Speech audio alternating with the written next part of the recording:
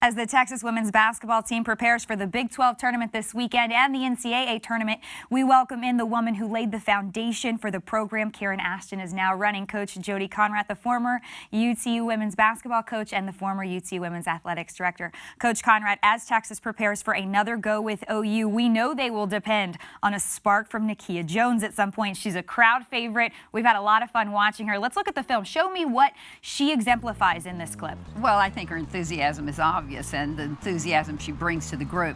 But I think she has the best hands and the best feet, and on top of that, she really understands the game, has a great feel for it. And her celebrations are really good, too. I think Coach Strong might want to see that kind of downfield blocking, but it was a little light moment that gave our team a lot of excitement. And Karen Ashton loving it. You can see the look on her face.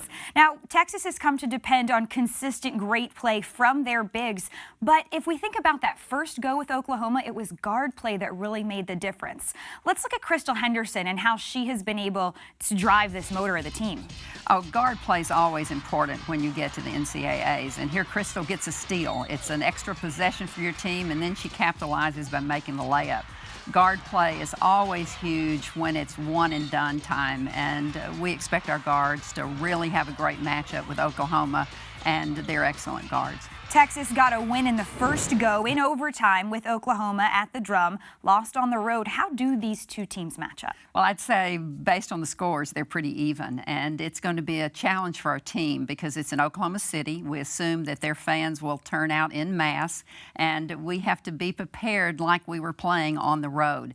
But it's the most exciting time of the season, and playoffs is something that everybody understands, and for our team to be there and have a chance to advance is really exciting. Coach, you first came to the 40 Acres in 1976. How do you describe the change you've seen in the landscape here when it comes to women's athletics? That's so far in the past, and it seems so far removed from where we are today with women's basketball.